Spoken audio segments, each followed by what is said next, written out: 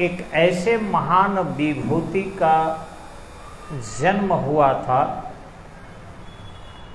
जो कभी न इस देश में वैसे लोग मरते हैं और न कभी मरेंगे। वे है बाबा साहब भीमराव अंबेडकर। इन्होंने भारत के न केवल आज़ादी के लिए, आज़ादी के बाद न केवल विधि व्यवस्था के लिए, विधि व्यवस्था के बाद न केवल सामाजिक उत्थान के लिए और सामाजिक उत्थान के बाद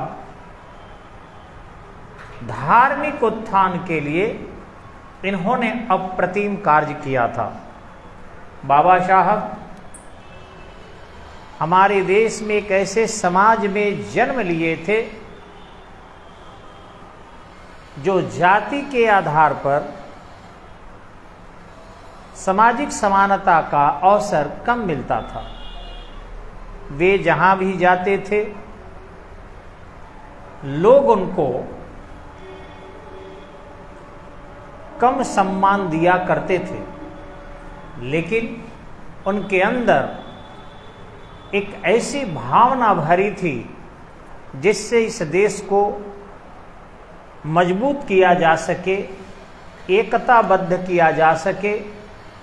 वो जानते थे कि जब तक इस समाज के सभी जातियां, इस समाज के सभी वर्ग के लोग सामाजिक रूप से बराबर नहीं होंगे तब तक मजबूत नहीं होंगे, और जब तक भारत मजबूत नहीं होगा हम गुलामी की बेड़ियों से निजात नहीं पाएंगे। आपको पता होगा भारत ऋग्वेद के समय में बहुत मजबूत हुआ करता था। हिम्मत नहीं थी किसी विदेशी शक्ति को भारत के तरफ देखने की। आपको ये भी पता होगा कि उत्तर वैदिक काल में भी भारत मजबूत हुआ करता था। उसके बाद शूद्र काल में भी भारत बहुत मजबूत था। हमारे देश के लोग श्रीलंका में धावा बोलकर और सोने की नगरी, सैन्य रूप से अतिशय मजबूत, देवताओं के हराने वाले उस लंकाधिपति रावण को भी पराजित करके इस देश के लोग आए थे और सकुशल वापस लौटे थे। मात्र 2 भाई राम और लक्ष्मण। भारत में इतनी सामाजिक एकता थी, चाहे हमारे देश के मनुष्य तो मनुष्य हो, भगवान राम ने बंदरों और भालुओं को भी अपने साथ जोड़ कर रखा था, उनके शक्ति को समझा था, और इस तरीके से इस देश की मजबूती की लोहा न केवल भारत की भूमि में बल्कि भारत के सुदूर समंदर लांघ कर भी उन्होंने स्थापित की थी। ठीक इसी ढंग से भगवान कृष्ण भी समाज के सभी वर्ग को समान करने के लिए, महिलाओं के सम्मान के लिए न केवल राजवंश के लोगों का अंत किया बल्कि दुर्विधि, दुशासन, दुर्योधन और घृणित राष्ट्र को भी उन्होंने नास्ते नाबूद कर दिया था। फिर उसी परिवार के युधिष्ठिर, पांडव, अर्जुन, नकुल और सहदेव को महत्वपूर्ण बनाया था। यह हमारी परंपरा रही है कि इस देश में शक्ति की कोई कमी नहीं है। हमारे देश के उत्तर दिशा में जहां विश्व के सबसे ऊंचे पर्वत हिमालय राज, दक्षिण में वही हिंदुस्तान के नाम पर ही स्थित हिंद महासागर, पूरब में हमारे देश की भाषा बंगाली भाषा के आधार पर बंगाल की खाड़ी, और पश्चिम में अरब सागर जहां सिंधु नदी की पानी गिरती है। इस देश को सुरक्षा और संरक्षा के साथ साथ यहाँ के लोगों को एक ताकत देती है। लेकिन अफसोस कि व्यवसायियों की सत्ता ने इस देश को कमजोर कर दिया। जब गुप्तों की सत्ता आई, उन्होंने जानबूझकर छुआछूत फैलाया और गुप्त काल में ही आकर अस्पृश्य वर्ग का जन्म हुआ। अनुलोम प्रतिलोम विवाह जैसे परिभाषा दिए गए। हालांकि स्वयं गुप्तों ने भी अनुलोम विवाह भी किया, प्रतिलोम विवाह भी किया, लेकिन प्रतिलोम विवाह से उत्पन्न संतति को उन्होंने अंत्येज्य कर दिया, जंगल में भेज दिया, आदिवासी कर दिया। हमारे कुछ नेता जिसमें वो आग लगाने का काम करते हैं, चाहे वो सुश्री मायावती हो या फिर जीताराम मांझी हो या चंद्रशेखर आजाद ही क्यों न हो, वो रावण कह के अपने आप को बहुत बड़ा इस देश के संस्कृति का सम्मान नहीं करता। चाहे वो मेरे घर की औरत हो या भगवान राम के घर की औरत हो या किसी दलित समाज के घर की औरत हो, औरत औरत होती है। लेकिन जो औरत को हरण करने वाले की उपाधि धारण करता है, आप समझ सकते हैं, ऐसे लोग समाज को मजबूत नहीं करते बल्कि तोड़ते हैं। वैसे तोड़ने वाले लोग अंबेडकर साहब के नाम को मटिया मेट करने पर लगे हुए हैं। मैं हमेशा कहता हूं कि अंबेडकर साहब एक संविधान के निर्माता ही मात्र नहीं थे, संविधान बनाने में तो बहुत लोगों ने भूमिका निभाई थी। इसको बनाने में संविधान को 299 लोगों की भूमिका थी।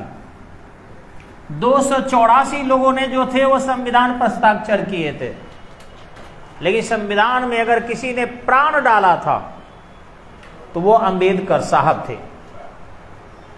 एक कुम्हार जैसे मूर्ति को बनाता है, एक दर्जी उसके कपड़े को सीता है, एक पेंटर उसकी पेंटिंग करता है, एक गाड़ी वाला लेकर उसको मंदिर तक पहुंचाता है। इसके बावजूद भी उस मूर्ति में प्राण जब तक नहीं डाली जाती, वह उतनी सुंदर मूर्ति भी देवता का रूप धारण नहीं करती। वैसे ही हमारे संविधान लिखने वाले बहुत लोग थे। BN राव थे, राजेंद्र प्रसाद थे, अथवा अन्य जवाहरलाल नेहरू, सरदार वल्लभ भाई पटेल, सब लोग थे। लेकिन यदि किसी भारत के संविधान में किसी व्यक्ति ने प्राण भरा था तो हमारे बाबा साहब राव यानी बाबा साहब भीमराव अंबेडकर थे। ऐसे महान आत्मा को बार बार सैल्यूट है। इसलिए नहीं कि कोई वर्ग संतुष्ट हो, ये वर्ग की संतुष्टि के लिए मैं कम से कम ओकेजन नहीं कर सकता और मैं इनके बारे में नहीं बोल सकता। लेकिन हाँ, इतना जरूर है कि कुछ लोग इसे राजनीति का एक हथकंडा अपना लिए हैं। चाहे वे शेड्यूल कास्ट समाज के हो, वे भी अंबेडकर के नाम का मिसयूज कर रहे हैं, ये जो गलत है। शेड्यूल ट्राइब के लोग हों, वो भी अंबेडकर के नाम का मिसयूज कर रहे हैं, जो गलत है। आप समाज बनाओ, शेड्यूल कास्ट समाज बनाओ, चलेगा। शेड्यूल ट्राइब समाज बनाओ, चलेगा। OBC समाज बनाओ, चलेगा। सामान्य जाति समाज बनाओ, चलेगा। लेकिन अगर कोई कहे कि हम गांधी का समाज बनाते हैं तो गांधी को बदनाम करना हुआ। हम अगर कोई कहे कि जवाहरलाल नेहरू का समाज बनाते हैं तो नेहरू को बदनाम करना हुआ। अगर कोई कहे कि अंबेडकर का समाज बनाते हैं तो निश्चित रूप से उनको बदनाम करना हुआ। अंबेडकर का समाज किसी एक जाति तक सीमित नहीं है। वे राजनीतिक रोटी सेकते हैं ऐसे लोग, उनके नाम को सीमित करते हैं। सूर्य किसी एक जाति का नहीं हो सकता, चंद्र किसी एक जाति का नहीं हो सकता, पृथ्वी कोई एक जाति की नहीं हो सकती, अंबेडकर किसी एक जाति के नहीं हो सकते। वो भारत के सपूत थे, वो सभी के नेता थे, उन्होंने देश के लिए काम किया। अगर ये ब्राह्मण जाति में भी जन्म लिए होते तो इनका दिल इतना अच्छा था कि पिछड़े हुए लोगों के उत्थान के लिए काम करते। ये अगर क्षत्रिय परिवार में भी जन्म लिए होते तो दलितों के उत्थान के लिए काम करते, क्योंकि ऐसे महान आत्माएं किसी वर्ग के लिए नहीं होती। अकबर तो मुसलमान ही था, क्यों महान कहते हैं उसको? क्योंकि वह हिंदुओं के स्त्रियों को सती होते देखकर उसको दुख लगता था, इसलिए सती प्रथा का विरोध किया था। अकबर ने बाल विवाह का विरोध किया था, चाहे वो हिंदू के किसी परिवार का क्यों न हो। कहां अकबर को केवल मुसलमान मनाते हैं और मुसलमान अपना कहते हैं, पूरा भारत उसे अकबर महान कहता है। इसी तरीके से महान आत्माएं किसी एक जाति में नहीं जन्म लेती, महान आत्माएं किसी एक वर्ग में जन्म नहीं लेती। हमारे संविधान के विशेषज्ञों ने इनका सहयोग जरूर लिया, लेकिन ये ऐसे बहुत महान थे। इनको कई बार दूसरे धर्म वालों ने रिझाने की कोशिश की। मैं स्पष्ट कर दूं, मुसलमानों ने भी रिझाने की कोशिश की कि अगर ये मुसलमान बन जाते हैं तो एक बहुत बड़ा वर्ग इनके साथ मुसलमान बन जाएगा। इन्होंने जानते हैं, भारत के विभाजन के दौरान अपनी पुस्तक में लिखा है, स्पष्ट किया है कि जब मुसलमान के नाम पर पाकिस्तान बन गया, पूरब और पश्चिम दो भागों में बांट दिया गया, तो फिर देश में मुसलमान किस लिए रहेंगे। इतने ज्यादा विरोधी थे ये कि जब देश विभाजन ही हो गया, मुस्लिम कंट्री हट गए, तो फिर मुसलमान इंडिया में क्यों। आज कुछ आतंकवादी समझ रहे हैं कि शेड्यूल कास्ट के लोग, शेड्यूल ट्राइब के लोग अभी भी शिक्षा में आगे नहीं है, उनको बरगलाया जा सकता है, उनमें गरीबी थोड़ा ज्यादा है, उनको भटकाया जा सकता है।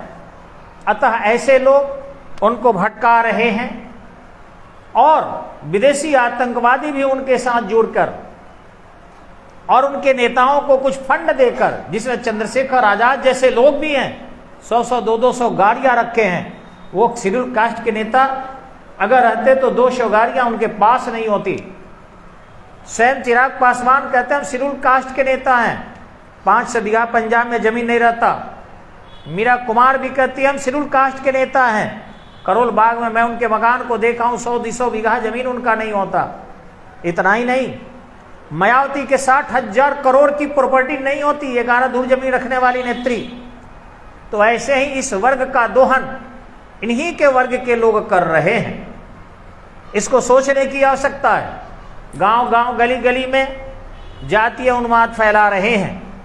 अंबेडकर साहब को बदनाम करके इनके नाम पर रैलियां निकालना अच्छी बात है, निकलना चाहिए, लेकिन रैलियों के नाम पर उत्पात मचाना, रैलियों के नाम पर हरदंग मचाना, ये अंबेडकर साहब रहते तो इनको पसंद नहीं आता।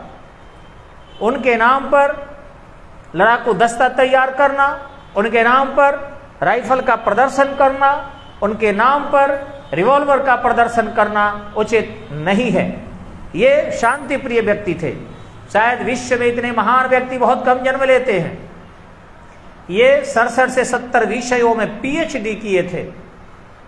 मेरे जहां तक नॉलेज है, मैं जानता हूं इनसे ज्यादा पीएचडी ज्यादा विषयों में कोई नहीं किया था।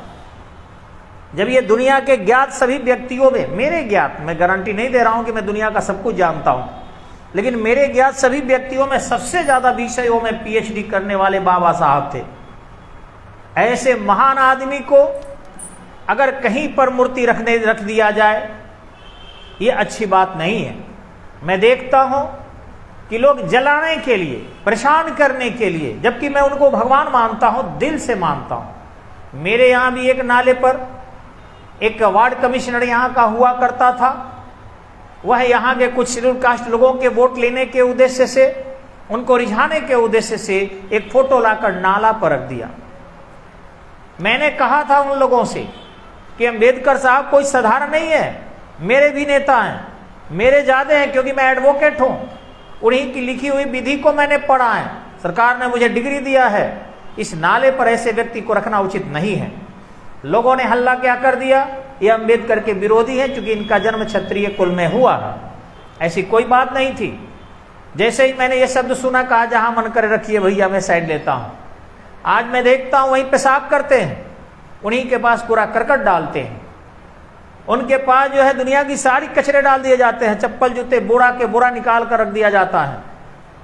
उनकी वही फोटो है। क्या अंबेडकर साहब इतने साधारण थे कि उनको नाले के किनारे रख दिया जाए?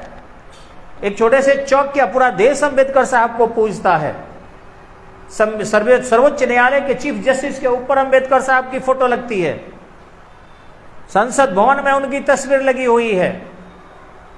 राष्ट्रपति भवन में उनकी तस्वीर लगी हुई है। राष्ट्रपति बैठते उससे ज्यादा ऊंची तस्वीर अंबेडकर साहब की है। क्या एक नाले पर नोमेनक्लेचर कर दिया जाए अंबेडकर चौक, तो क्या अंबेडकर साहब महान हो जाएंगे? वो महान थे, हैं, रहेंगे। लेकिन सोचना चाहिए कि क्या एक नाले पर एक झंडी गाड़ दें और वाहवाही लूट रहे हैं कि हमने अम्बेडकर चौक कर दिया। मैं तो कहूंगा कि मेरे बिल्डिंग को ही कर दो, कोई दिक्कत नहीं है, अम्बेडकर बिल्डिंग की घोषणा कर दो, इससे क्या दिक्कत, हमको तो खुशी होगा कि उतने महान आदमी के नाम पर कम से कम मेरा मकान जाना गया। मुझे भी वही टाइटल दे दो, कोई दिक्कत नहीं, मुझे तो और खुशी होगी कि उतने महान आदमी से मेरा नाम जुड़ गया। ऐसा कुछ उद्देश्य नहीं है, उद्देश्य है इनकी प्रतिक्रिया। और जो चालाक व्यक्ति था, जिनको वोट लेना था, वो नाले पर गाड़ दिया। आने जाने वाले कुछ कम विचार कम बुद्धि के लोग कहते हैं जिस जगह के थे उस जगह उनको गाड़ दिया। मुझे दुख लगती है आते जाते देखकर। कुछ गुजरते हैं बहसी लोग, वो कहते हैं गरीबी में जन्म लिए थे, गरीबी के सामने गाड़ दिया, नाला पर जन्म लिए थे, नाला पर गाड़ दिया। मुझे बड़ा दुख लगता है। मैं एक बोरा बालू ले जाकर वहां गिराया, मैंने वहां साफ किया। क्या यही राजनीति है आपकी कि चंद वोट लेने के लिए इस मोहल्ले का दूसरे को आरोप लगा दीजिए? वो जो चंद नेता था, अब वार्ड कमिश्नर हार गया है या हार गई है, उसकी नीति ऐसी थी कि सर पर ही हर्ज एनेक्ट करवा दे, करवा भी दिया। सर को ही बदनाम कर दे कि अम्बेडकर साहब के विरोधी है, जबकि ईश्वर की सौगंध कहता हूं, मैं दिल से उनको मानता हूं, मानता रहा, मानता रहूंगा। ये किसी को खुश करने के लिए नहीं है। मैं जानता हूं कि वो वास्तविक रूप से इस देश के नेता थे, महान ज्ञाता थे, महान सद्बुद्धि थे और देवताओं की आत्मा इनके अंदर थी। मैं तो इनके देखा देखी, जो सबसे पहले पोस्टर भी मैंने सटवाया था, ऐसे ही सटवाया था, जैसे इनका फोटो है वैसे ही मेरा था। और करीबन 16 साल ऐसे पोस्टर मैंने सटवाया है इनका, इसी तरीके से मैंने अपना।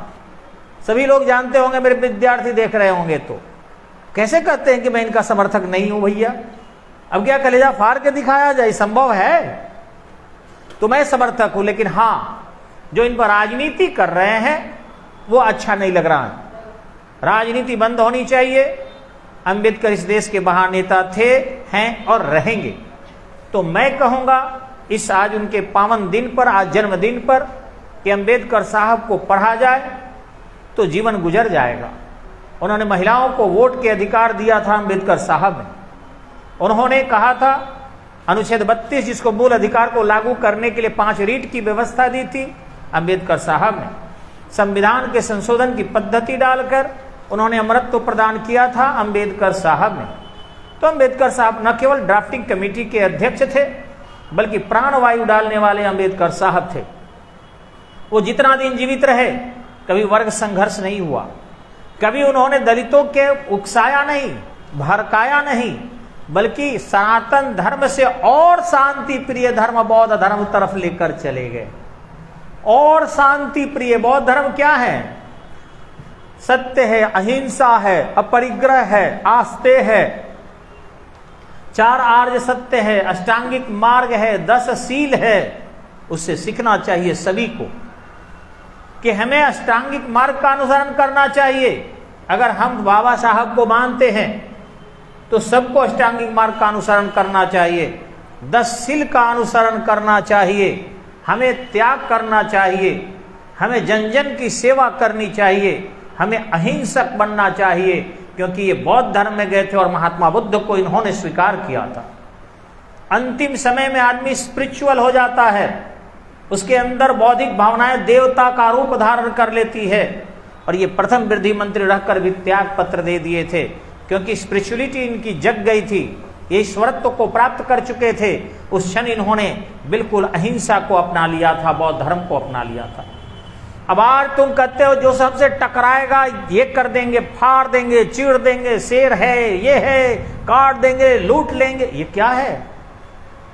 अपमान तो इसी कारण होता है किसी का। रावण से ज्यादा कोई फाड़ने वाला था कि दुर्योधन से ज्यादा कोई फाड़ने चिरने वाला था? अगर सम्मान सबको पसंद है और अंबेडकर साहब के अगर जीवनी के बारे में थोड़ा भी जानना है तो उनके त्याग और समर्पण को पढ़ना होगा।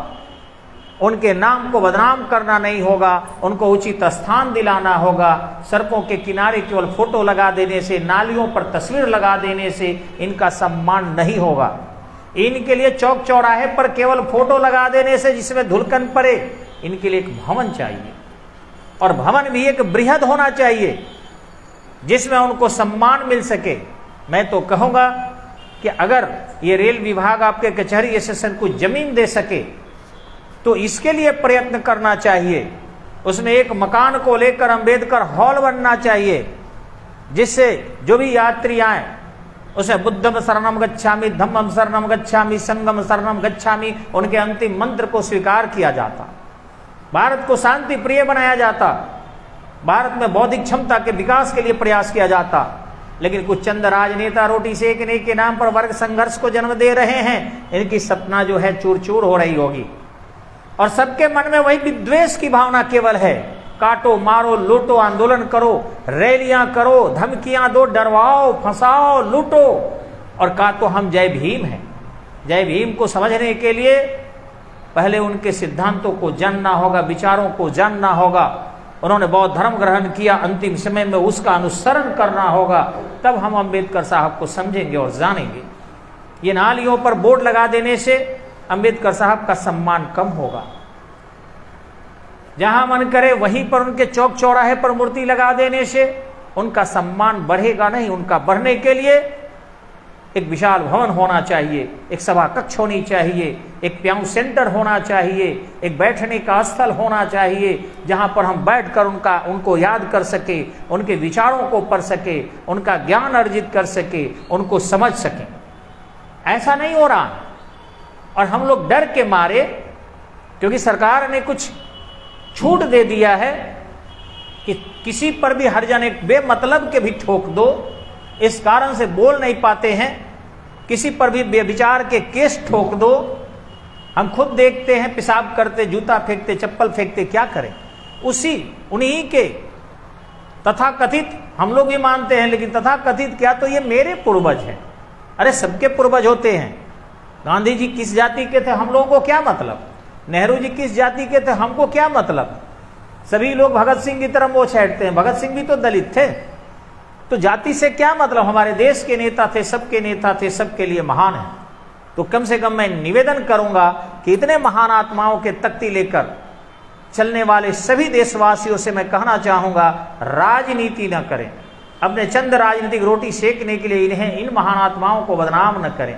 ये साधारण व्यक्ति नहीं है, ये संत हैं और संत का सम्मान संत की तरह होना चाहिए, विद्वान की तरह होनी चाहिए। संविधान के केवल निर्माता नहीं बल्कि राष्ट्र के निर्माता की तरह इनका इज्जत होना चाहिए। इसलिए मैं कहना चाहूंगा कि जय भीम कोई शब्द नहीं अपने से निकालने से, बाबा साहब की जय होनी चाहिए, बाबा साहब की जय होनी चाहिए, बाबा साहब की जय होनी चाहिए। धन्यवाद, नमस्कार।